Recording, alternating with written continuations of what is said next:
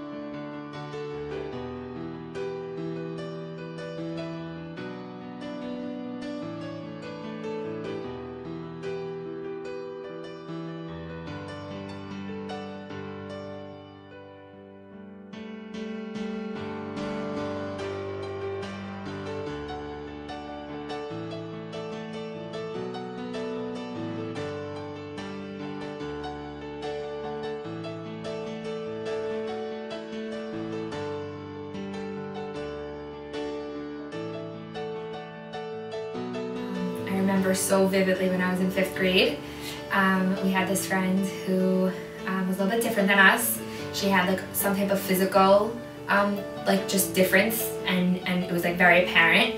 And she would come on the bus every single day matching her sister, her younger sister. So like already like that puts you like in a different category, like what are you doing? And she would come on the bus, and we would all just make fun of her. Everyone would like laugh at her and throw things at her and like make her fun of. She had like a beauty mark on her face, and like looking back now, like it's so beautiful and it's what makes her so different and what makes her so special. But we looked at it and we were just like, you look funny, like what, you know. And so I remember very clearly she would come on the bus, and unfortunately I was that girl who was throwing things at her and making fun of her. And we would get to school, and we would follow her to the bathroom, and we would make fun of her while she was in the bathroom and just like call her funny names and like call her, you know, and I remember it was so horrible. I had this problem when I was in elementary school, because I had a friend who would constantly just hurt me, and it wasn't bullying, but she would like purposely leave me out of things. Like in our little cover, she would purposely leave me out of situations and like go over the top to show that she's like closer with certain girls than I am, and it was just very hurtful. And I would like come home all the time very hurt, and my mom would always tell me it's because she doesn't feel as good about herself, and like she is jealous and she wants to put me down so that way she could feel better about herself. And I never believed it, and I never trusted it. Well, it was happening because I was like 12, but now like reflecting back on it, it makes so much sense why she would be putting me down for those reasons, because she didn't feel like secure in her relationships with the girls that I was close with, so she purposely like tried to move me out of it so that way she could feel better about it.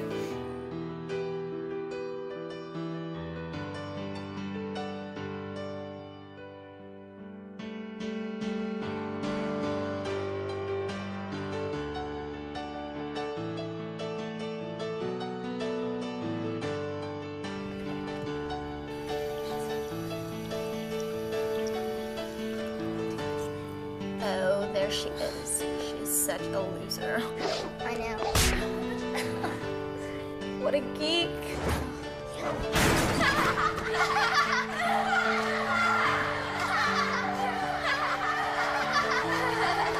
Get lost.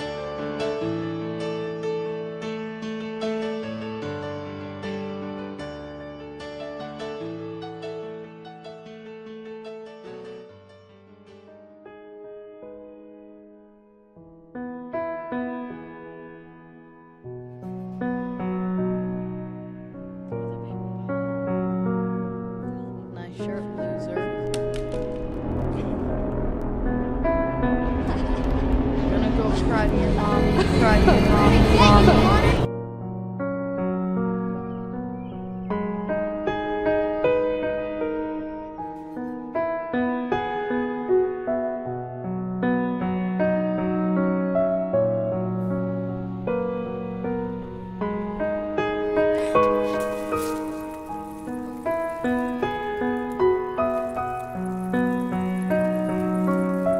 Hey, look, it's that Connor kid. Get him.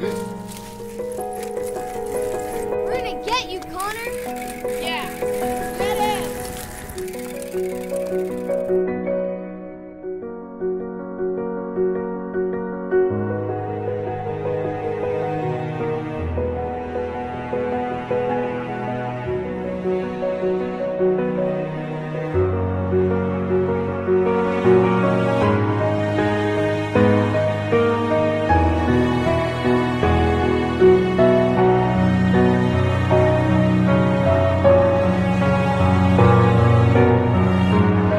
This past semester, I took a speech class, and randomly during the class, it had really nothing, it was so out of context. The professor said to one of my friends, "Oh, did any of your friends ever tell you that you always say like?" And it had nothing to do with the class. My friend was so hurt by it. She said she totally embarrassed her in front of the whole class. And then my friend was like, "Oh no, I never really knew that." Like, you saw like her face boiling up, and it was so sad, and she was really, really hurt by it.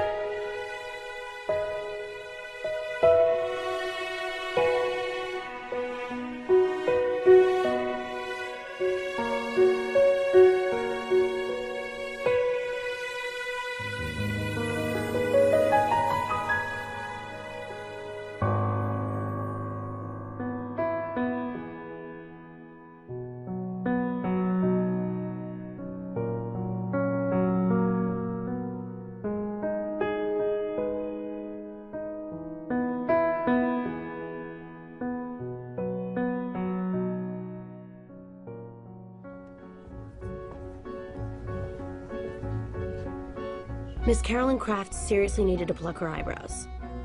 Her outfit looked like it was picked out by a blind Sunday school teacher. And she had some 99-cent lip gloss on her snaggletooth. And that's when I realized, making fun of Carolyn Kraft wouldn't stop her from beating me in this contest. Contestants, find the limit of this equation. Calling somebody else fat won't make you any skinnier. Calling someone stupid doesn't make you any smarter. And ruining Regina George's life definitely didn't make me any happier. All you can do in life is try to solve the problem in front of you. So one time when she was crying and upset that everyone was teasing her, I think it was just like that time I just like pushed myself to just, I don't know, take a step out of what I was used to doing, and I went and I sat with her away from the other girls. And I remember we were in like, we were by the canteen or something, and it was at that time where I was just talking to her, and I heard it from her side what was going on, how it was making her feel, because I don't think we ever thought about how it was making her feel. It was just like normal and natural to just see it from our perspective. And I think I learned from that situation that I was also missing out on like getting to know this girl, because once I got to know her and I saw that like she wasn't able to even be herself in camp because of how everyone was acting. And it was a shame, because I think then, you know, afterwards I got to see a little bit more of her natural self, which is very different than what we thought was her natural self. And I realized she's really cool and just like a great girl, and like I missed out on having a really good friend. Later on throughout the year, something happened. Like, I think the rabbi called on her, and she said she was so funny the way that she responded. And we were all just like, what? Like, that's so not her. Like, and it just changed our perspective on her, and like all the things that we thought were weird or different or just like not cool, totally like went out the door. And from then on, we like started to include her in things, and we started inviting her to Shabbos and like birthday parties and things like that. And to this day, I can really tell you very honestly that she's one of my closest friends, and I love her to death. And all those things that we thought were like different about her make her the special girl that she is right now.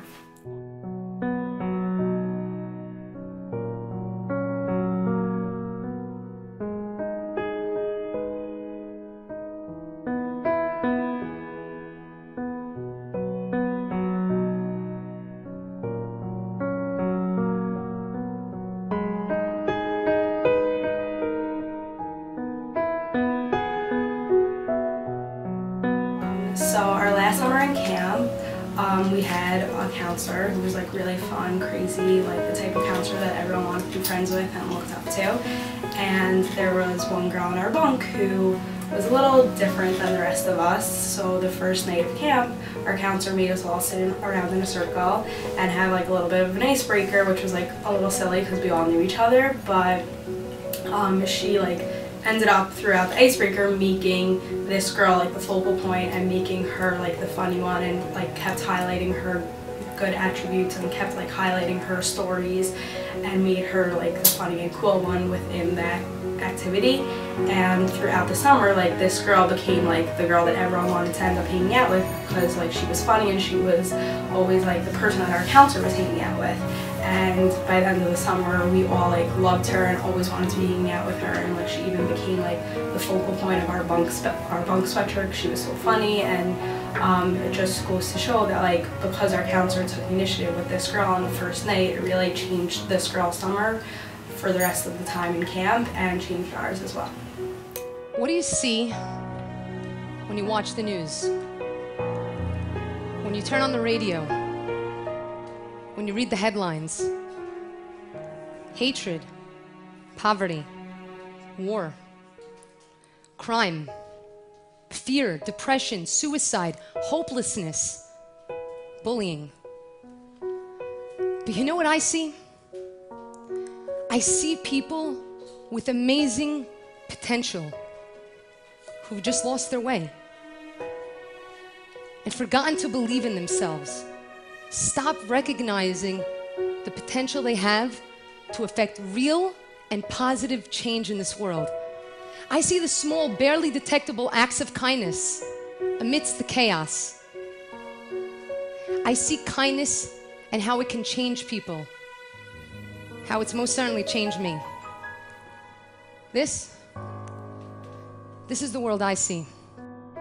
When I was 15 years old, I went through tragedy. My family, we had a fire in my house. My dad lost his business, and one thing after the next kept continuing to go wrong. And I fell into a state of really deep depression, and I was really close to just giving up. And what killed me most was that no one was there for me. But I promised myself something at 15 years old. I promised myself that I would be there for people the way that I wish someone would have been there for me. 14 years later, I'm still keeping to that promise. Practice kindness, empower people, recognize that although people make mistakes, they matter, they're significant, and only then will we be able to quell the fires and can we expect to see change.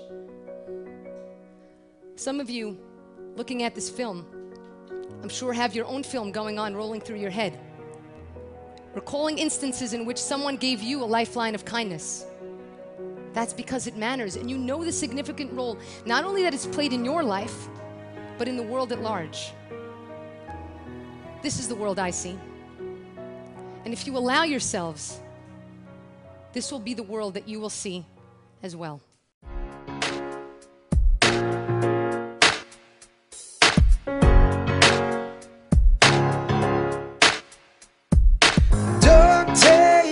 Another look around you. If you're just gonna put your blinders on, you can make a difference when the chance is found you. You just gotta open up your arms. frozen shoulder. The world gets colder when you're not there. But don't let your heart grow older. Just think it over. Just show you care. Just show you care. Yeah. Show you care. Yeah. Show you care. Yeah. Show you care. Yeah.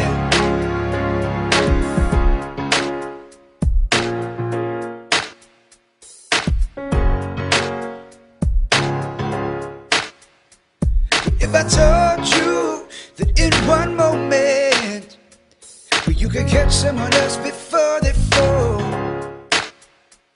your smile alone has gone and shown me that you'll be right there before they go.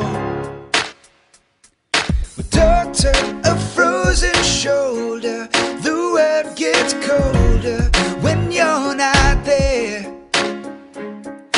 Don't let your heart grow older. Just think it over. Just show you care.